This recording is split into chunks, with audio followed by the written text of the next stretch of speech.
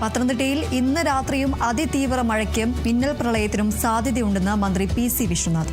പ്രളയ സ്ഥലങ്ങളിൽ ജാഗ്രത വേണം. പ്രളയത്തെ നേരിടാൻ എല്ലാ മുന്നൊരുക്കങ്ങളും നടത്തിയിട്ടുണ്ട്.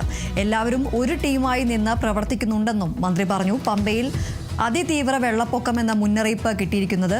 വെള്ളപ്പൊക്കം ഇരകൾക്കുള്ള നഷ്ടപരിഹാരം അടുത്ത മന്ത്രിസഭാ യോഗം പ്രഖ്യാപിക്കുമെന്നും മന്ത്രി പറഞ്ഞു.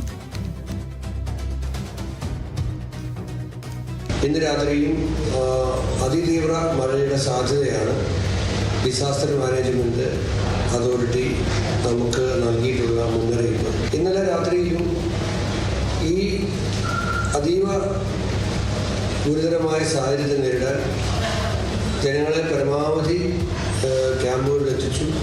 അവർക്ക് അവിടെ സൗകര്യങ്ങൾ ഒരുക്കി.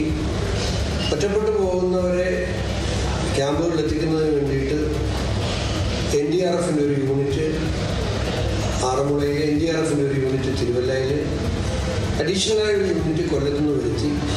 ഫയർഫോഴ്സിൻ്റെ 3 യൂണിറ്റുകൾ എറണാകുളത്തുനിന്നും തിരുവനന്തപുരത്തുനിന്നും പാലക്കാടുനിന്നും പത്തനംതിട്ടയിൽ എത്തിച്ചു.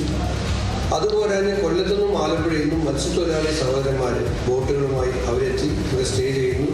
ഒറ്റക്കെട്ടായി ജില്ലാ ഭരണകൂടവും അതുപോലെ തന്നെ ഗവൺമെൻറ്, അതുപോലെ തന്നെ ലോക്കൽ ബോഡികൾ, MLAമാർ എല്ലാവരും ഒരു ടീമാണ്. മാധ്യമ സ്നേഹിതന്മാർ എല്ലാവരുടെയും സഹായത്തോടുകൂടി നമ്മൾ ഈ സാഹചര്യത്തെയും മറികടക്കാൻ വേണ്ടി പരിശ്രമിക്കുകയാണ്.